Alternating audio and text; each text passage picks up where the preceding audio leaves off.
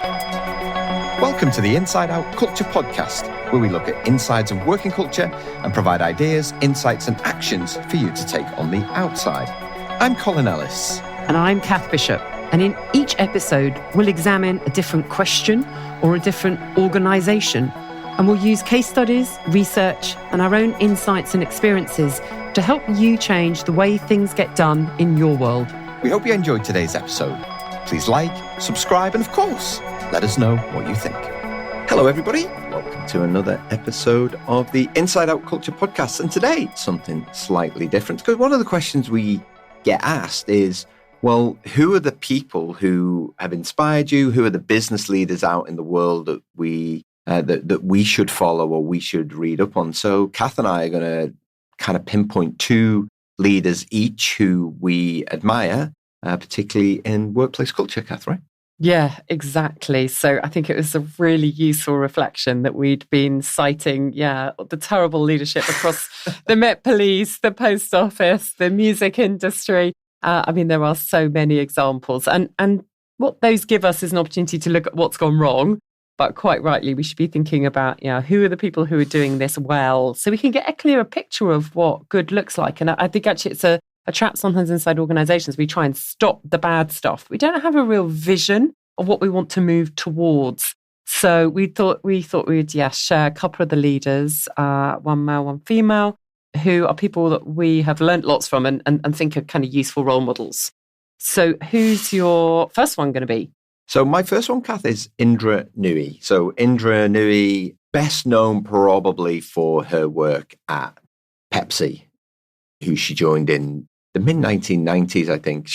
I think she was there for like 10, 12 years, something along those lines. She was in the Forbes World's 100 Most Powerful Women for 7 straight years. She was at the top of the Fortune similar list from 2006 to 2010 and is frequently voted one of America's greatest leaders. And Pepsi now is one of the world's largest food and beverage companies, but it was done on her watch predominantly with culture in mind. Now, I say predominantly because I want to reflect the reality of the corporate world is you still have to make money, right? And I think sometimes there's this view that you can't make huge profits by doing it in the right way. Now, Indra Nooyi is a great example of someone who did it in the right way.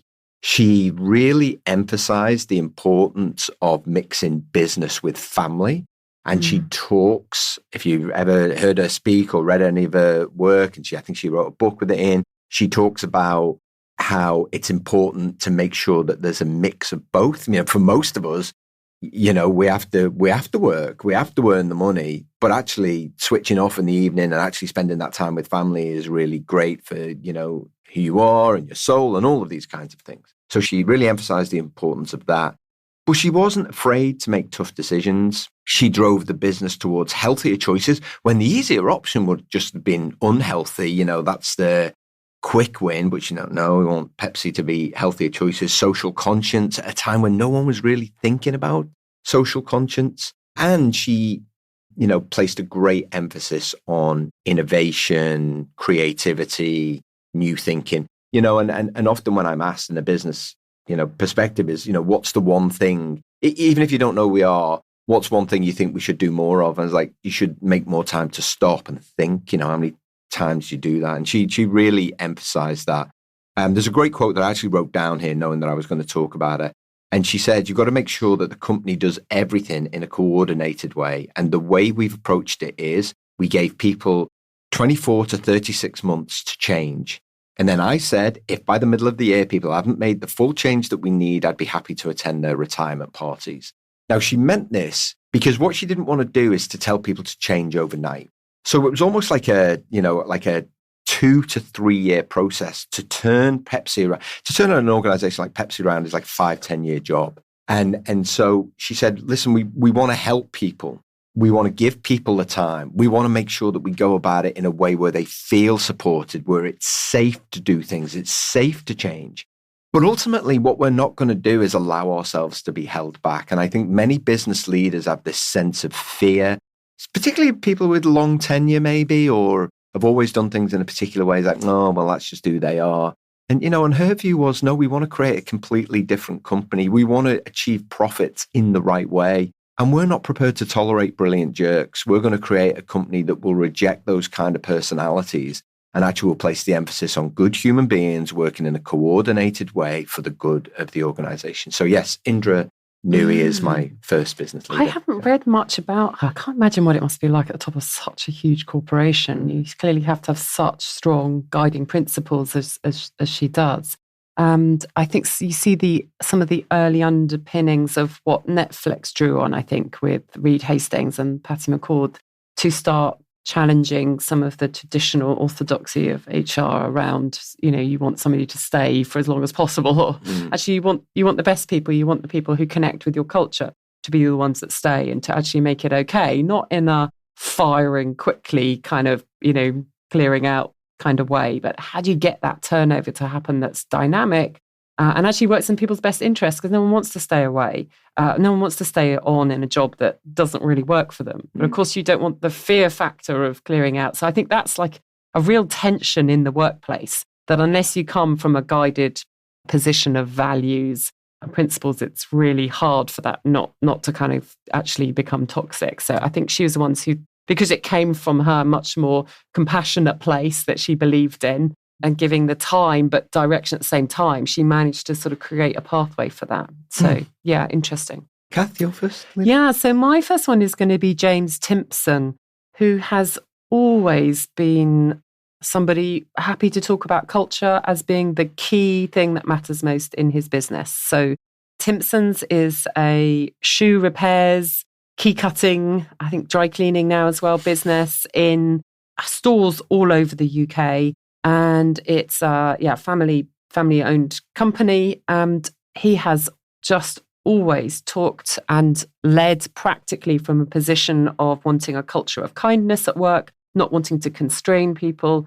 The key metrics of business success for him are around satisfaction of staff and knowing that your company is giving back to society. So he's well known for employing ex-prisoners and, creating a pathway for them to rejoin society, for them to rebuild their lives and, incredible opportunities that he has provided through that. And as part of that, started to understand more about the prison system and, of course, how poor it is at helping rehabilitation in lots of cases. So, huge social value that comes from what he does. It still has to be a profitable business at the same time. So he says there's only one rule, which is put the money in the till and look the part. And then he gives huge autonomy to those running each of those branches for it to be run how you want. You can have your character coming out in how you do it, how you set up the shop, actually some of the things that you can stock. That's then for you. And of course, giving people autonomy is hugely powerful in terms of motivation, and that you've got a voice in how things can in your workplace, that you've also got a sense of identity, that again, who you are can come out through your workplace. He's recently written a book, and they've got a series of interviews that he did around that. So we'll put some links to that. There's a brilliant long interview that Channel 4 did with him. It's also on the Channel 4 YouTube setting, and interviews with the Times, where he was talking about the book is called The Happy Index, and he calls it upside down management. And I think what lots of our leaders are doing, like Indra Nooyi, like actually the Netflix example I gave, James Timpson, they are reversing, how we used to think about management, over the last few decades of top down, doing what you're told, senior leaders know it all. And it doesn't really work in our working world anymore, either from a employee experience point of view or actually from a productivity performance point of view either. And so I think he is such a great role model. I always love hearing him talk, because it comes from such a place of just that authentic sense of he believes in this. And he's not doing this, to be nice. He's doing this because this is what matters to him in his life. It's the values. He has such a sense of contributing to community that I think he's just a brilliant role model. And if you haven't, if you've never heard of James Timpson, he's got a TEDx talk where he talks about a culture of trust and kindness, upside down management. If you search for that. He wrote a great article for the Guardian newspaper earlier this year. And he made the point that the more money we invest in our culture of kindness, the better the business performs. And again, I think there's still this perception that a culture of kindness is, isn't it fluffy? It's a bit soft. Yeah, it's a bit soft. Absolutely not. It's kind to let someone go when they're undermining the safety of the culture for everybody else. It's kind to the people who work in that kind of culture, which he, doesn't, Timpson's is a profitable business. And James Timpson is one of those people who is trying his best to reverse the trend. He talks about burnout. He talks about the fact that workers workers are taken for granted. He also says that, business leaders are great at talking about how their people are the most valuable asset, but they don't actually demonstrate it. And so, he's a fabulous role model and definitely someone that you should read more about and follow. Yeah. Do you think that, someone like James Timpson, we should be, kind of creating more of our leadership programs around his kind of work, that we should be drawing on that rather than some of the sort of existing theories that exist? Well, I think it's something that I've talked about, something that we've talked about on the podcast before, Kath, is that what James Timpson talks about and where he puts his emphasis is on making sure that managers know what to do and that they understand how to create a culture of kindness. I wrote about this a few weeks ago. Is too often what we do is corporate organizations see management as too big an investment. We've got too many managers. It would cost too much money. And instead they select a special few people who are usually the ones that don't need any further development because they have that intrinsic motivation anyway. And so I think what James Timpson would advocate if he was on the show is, hey, listen, why don't we educate managers on how to be great managers? That way we'll get a culture of trust and kindness everywhere across the business, rather than emphasizing, let's train these 3 potential leaders. And so I think that's the lesson. Indra Nooyi talks about it as well, is that it's one thing to be told to be empowered and it's another to be empowered.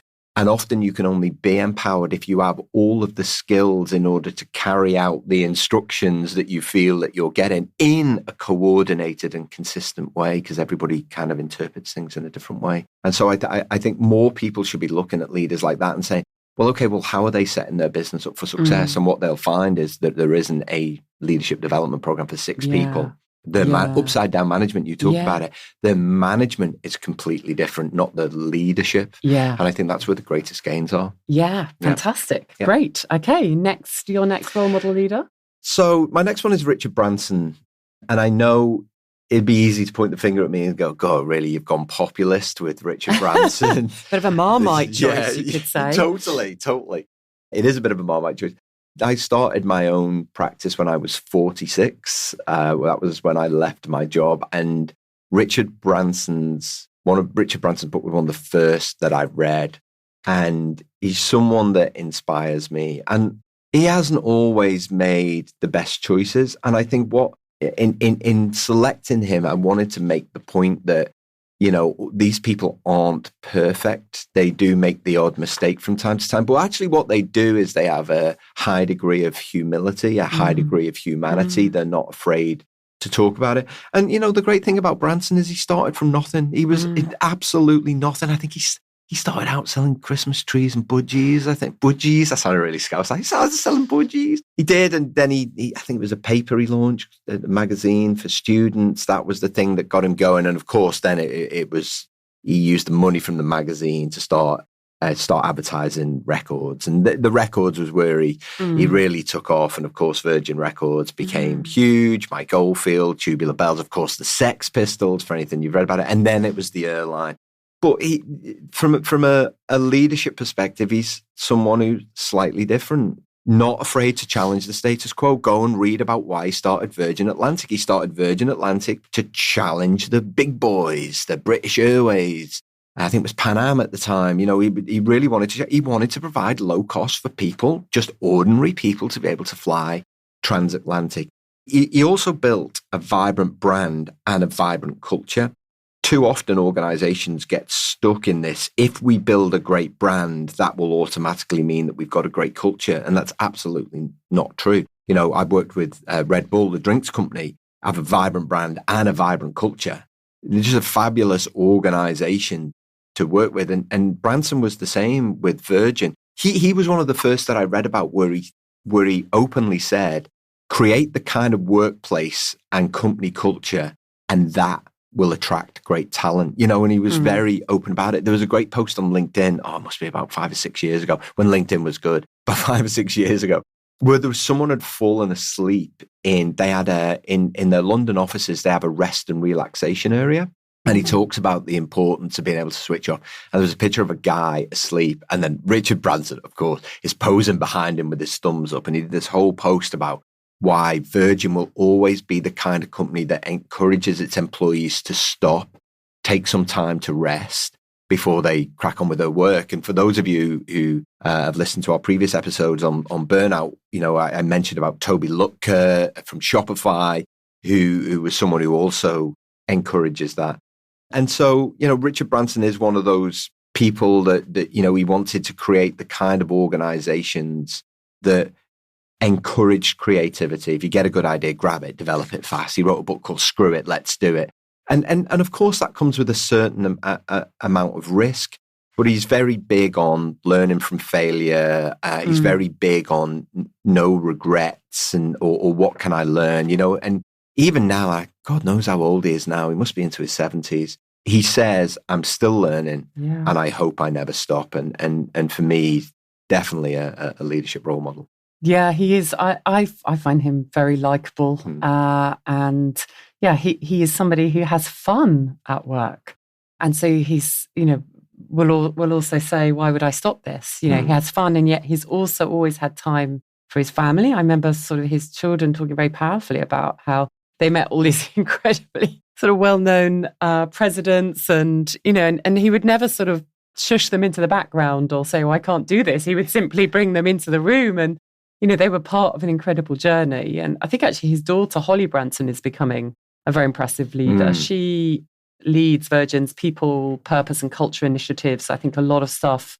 She's co-founded this big change charity that supports social entrepreneurs. So I like a lot of what she's doing that I think is also really continuing his thinking, his ethos. And yeah, I think of him as being famous for saying, look after your colleagues and you look after your customers. And that was the first sort of inversion of what had been the orthodoxy to that until that point of, the customer's always right. You kill yourself in order to serve the customer. And, again, I think it's that emphasis on the human environments you create are really important. And I love his endless curiosity that is still fueling him now. And that's really quite lovely to see the joy that he takes in taking on, some of these companies that need taking on. I think he's coming back into the railways now, potentially, which, is coming around that cycle again. The fact that he wants to do it in actually a space that, my goodness, it is not delivering in the UK. So it'd be interesting to see how that next adventure goes. But yeah, unafraid to fail and through that has achieved incredible success. So.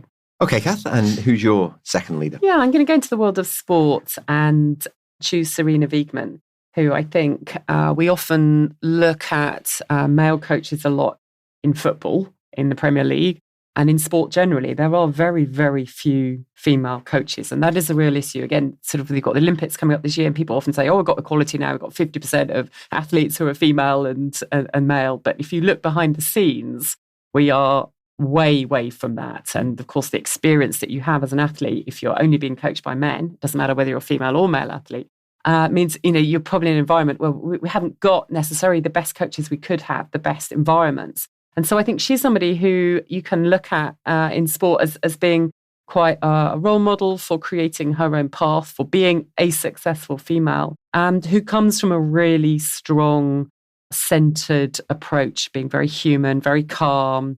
And, the players love to play for her. And she has incredibly high standards. But it's through really open conversations, through enabling people to be themselves, to relax, to have fun along the way. She always makes sure that, wherever they're set up in the hotel, the England football team, and of course she was previously coaching the Dutch women's football team, both of whom won the Euros. It's really important that she makes camp a really fun place to be, is something Alessia Russo was saying. Baroness Sue Campbell, who has really masterminded the women's football evolution over the last period and is going to move on later this year. Baroness Sue Campbell, who was sort of part of the masterminding the Olympic transition to a completely different system in 1997 and led the Youth Sport Trust, so just a titan of sport, has said how much she admired Serena Wiegmann, not just for being a technical coach, that's the least of it, but she built a collective. And also it's a collective not just of players, but of the whole team. So the team around the players. And so the experience that is created for those who are supporting, the physio, the doctor, the psychologist, and all of the others, they feel part of the team. They feel able to contribute. She works with a brilliant psychologist, Kate Hayes, who has previously worked in Olympic sport, quite a few different roles. So they don't now just sort of try and, fix individual athletes or anything. They're working all the time at this collective level about creating that sort of shared identity. There's lots of sharing stories. They take time to do that. There's a sense we're looking out for each other. I think there was a real moment in the recent World Cup where Lauren James, very young, incredible player, made a silly on the moment decision and sort of kicked out. And she got a red card. And that was, really obviously a kind of a poor moment. And at that point, you've got the lens of the whole world on you, condemning you, particularly you've just risked your whole team's performance and place at the World Cup. And I think we'll all probably remember a Beckham moment 20 years ago, and he spoke about it in his recent documentary where he was sent off, red carded for a silly moment of kicking out. And he was vilified. He talks now, looking back, about how, England hated him. He couldn't walk in the street, the abuse he got for that. And there was no one sticking up for him. In fact, the coach did the opposite. The coach sort of blamed him afterwards as well. I think it was Glenn Hoddle. I mean, criminal that by actually exacerbating the emphasis on it all being his fault. And I thought it was so simple and remarkable and refreshing when, of course, the media piled in afterwards. What are you going to say to her? What are you going to do? What do you think about that? And she just simply said, I think, we'll put our arms around her. I think she needs a hug. She's a brilliant young player and she needs our support. Just very simple.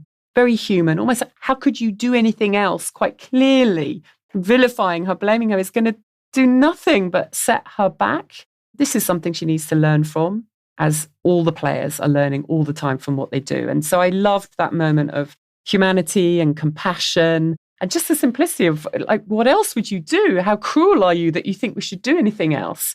I think we need more of that in our leaders, in sport. And so I love that balance of real high performance alongside a very human, thriving, fun environment. Yeah, culture first leader.